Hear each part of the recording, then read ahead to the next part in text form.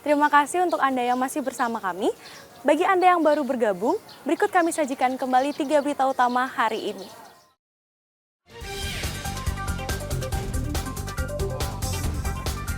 Dua rumah rusak berat tersambar petir di Desa Ketewel, Gianyar.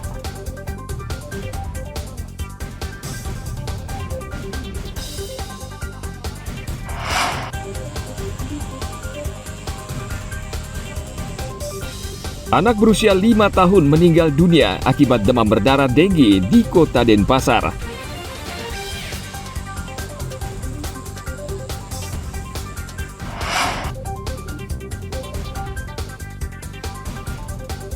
Kerajinan kendang khas Bali diburu seniman tabuh.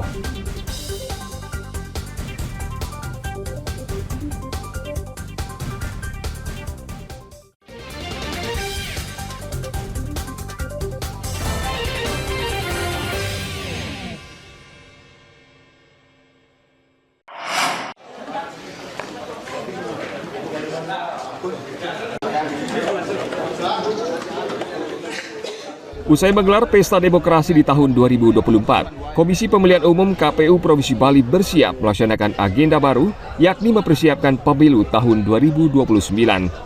Ketua KPU Provinsi Bali Idewa Agung Gede Lidartawan menjelaskan, meski seluruh tahapan pemilu 2024 sudah selesai, KPU Provinsi Bali menyiapkan SIPOL, yakni aplikasi yang membantu pendataan partai politik registrasi parpol, penetapan status penelitian administrasi, hingga penetapan penelitian status keanggotaan. Selain itu, menurut Lidartawan, KPU juga mengagendakan pendidikan politik dan sistem pendataan pemilih atau SIDALI yang berjalan secara berkelanjutan. Tidak ada tahapan pun, KPU itu punya pertama pendidikan politik bagi masyarakat, pemilih utamanya. Yang kedua, SIPOL berkelanjutan. Yang ketiga, itu ada SIDALI yang berkelanjutan. Ya. Jadi pendaftaran pemilih yang berkelanjutan, kemudian SIPOL yang sudah mulai sekarang, itu adalah langkah-langkah untuk mempersiapkan nanti pemilu berikutnya. Menurut Lidartawan, KPU Bali sukses melaksanakan tahapan dan pelaksanaan pemilu 2024 dan tidak ada sengketa di Mahkamah Konstitusi. Bahkan KPU Provinsi Bali dinobatkan sebagai KPU terbaik se-Indonesia dengan meraih 6 penghargaan dari KPU Pusat. Tim Liputan melaporkan dari Kota Denpasar.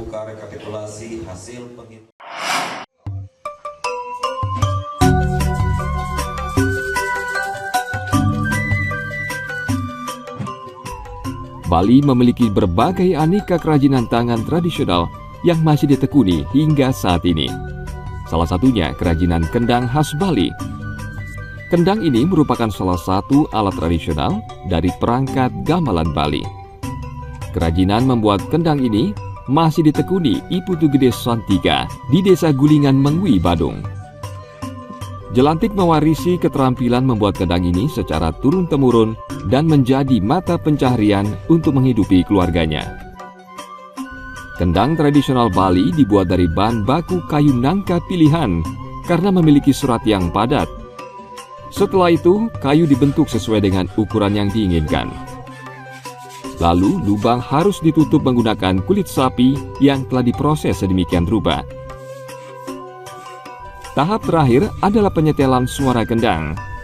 Jelantik melakukannya dengan sangat teliti agar menghasilkan suara yang pas untuk dipadukan dengan perangkat gamelan Bali lainnya.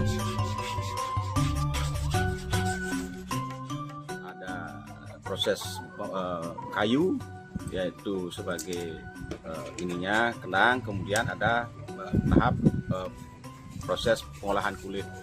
Kemudian dari sana ada terjadi perakitan, kemudian proses penyetelan atau stem daripada suara kendang. Kami menggunakan kayu yang memang memiliki serat yang padat. Salah satunya yang memang kami pakai adalah bahan dari kayu nangka atau jenis kayu lain yang memang memiliki serat yang padat. Proses membuat paling cepat dan lamanya berapa ini? Kurang lebih kisaran dari 2 minggu sampai 1 bulan, tergantung proses pengeringan kayu, kemudian sampai pada tahap terakhir perakitan dan penyeteman suara daripada kendang. Untuk kulitnya lagi kulit apa itu? Pakai kulit sapi.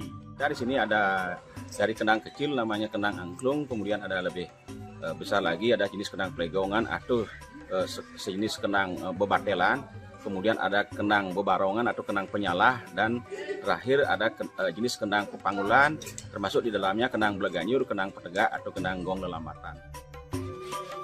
Untuk satu kendang, jelantik bisa menyelesaikan hingga 1 bulan, tergantung proses pengeringan kayu serta ukuran kendang. Setelah melalui tahap ini, maka kendang siap dijual. Harganya mulai Rp500.000 hingga Rp6 juta per kendang atau per pasang kendang. Peminat kendang ini sebagian besar adalah seniman tabu, serta beberapa sekegong di desa seluruh kabupaten di Bali. Ana Agung Gede Agung melaporkan dari Kabupaten Badung.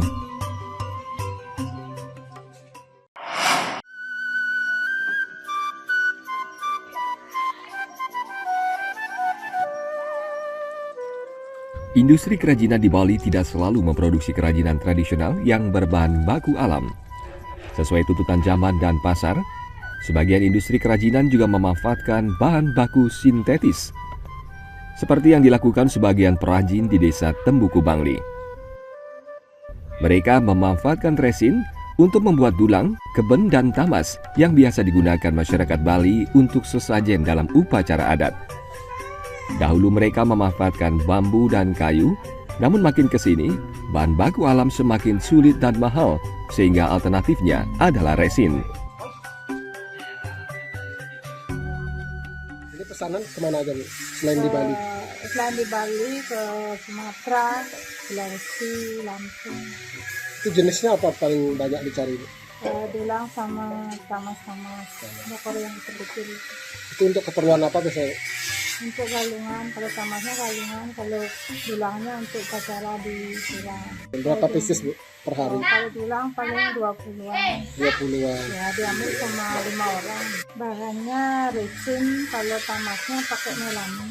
Ini didatangkan dari mana, Bu? Nyetak sendiri ya? Resinnya ya, kalau dulang nyetak sendiri, kalau tamas-tamasnya beli. Darmini sudah 7 tahun menekuni kerajinan resin ini. Kendati terbuat dari resin, pembelinya tetap ada.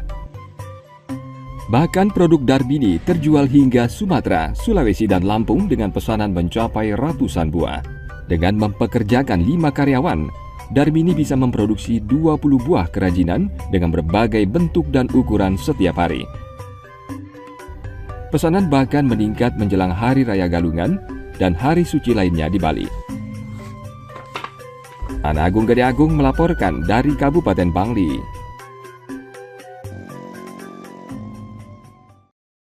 Informasi tadi mengakhiri jumpa kita pada hari ini. Atas nama rekan-rekan yang bertugas pada hari ini, saya Sintiari pamit undur diri. Sampai jumpa, matur suksema.